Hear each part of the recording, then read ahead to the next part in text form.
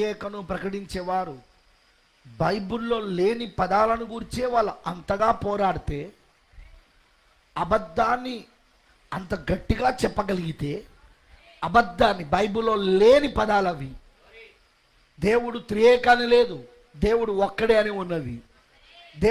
దేవుడు త్రిత్వం అని లేదు, దైవత్వం అని ఉన్నది.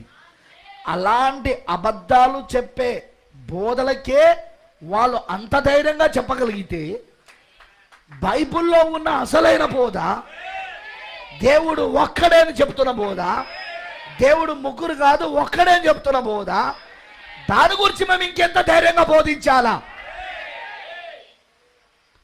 దాని గురించి మేము సిగ్గుపడాల్సిన అవసరము లేదు, దాని గురించి మేము భయపడాల్సిన అవసరము లేదు. ఎందుకంటే బైబిల్లో లేని పదాల కోసమే వాళ్ళంత పోరాడుతుంటే, బైబిల్లో ఉన్న పదము కోసము మేము ఇంకెంత పోరాడాలి? ఆది అపోస్తలుల బోధ కోసం మేము ఇంకెంత పోరాడాలి?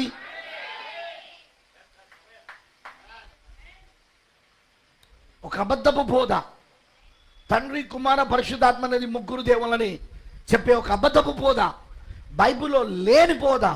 తండ్రి కుమార పరిశుద్ధాత్మ పదాలను వీళ్ళు ముగ్గురు దేవులుగా మార్చేసి, వీళ్ళ తెలివితేటలతో, వీళ్ళ జ్ఞానముతో, వీళ్ళ తత్వజ్ఞానాలతో, వీళ్ళ వేదాంత పాండిత్యముతో, వీళ్ళ యొక్క విద్యలతో వీళ్ళు దాన్ని మార్చేసి అంత తప్పుడు బోధ బోధిస్తే, అపోస్తుల బోధ ఎక్కడ కూడా వాళ్ళు తండ్రి కుమారుడు పరిశుద్ధాత్మ అనేది ముగ్గురు దేవులు అని చెప్పలేదు. వాళ్ళు ఎక్కడ కూడా కుమారుడైన దేవుడు పరిశుద్ధాత్ముడైన దేవుడు అని చెప్పలేదు. వాళ్ళు చెప్పింది దేవుడు ఒక్కడే, ఆయనే ఆ మూడు పాత్రలలో వచ్చాడని, ఆయన ఆ మూడు కార్యాలలో ఆయన పనిచేశాడని వాళ్ళు వివరించుకుంటూ వచ్చారు బైబిల్లా. మరి దానికోసం మేము ఇంకెంత ధైర్యంగా మేము పోరాడి చెప్పాలి? ఎవరైనా నాతో త్రిత్వం గురించి మాట్లాడడానికి వస్తే ఫస్ట్ క్వశ్చన్కి నువ్వు ఆన్సర్ ఇవ్వు. త్రిత్వం అనేది బైబిల్ ఎక్కడుందో చూపించు నాకు. Show me from the scriptural. I want to speak on scripture.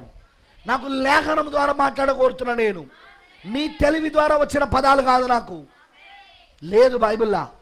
నేను చూపిస్తా మీకు దేవుడు ఒక్కడే అని, దైవత్వం అని, త్రిత్వం కాదు దైవత్వం అని నేను చూపిస్తా మీకు. అది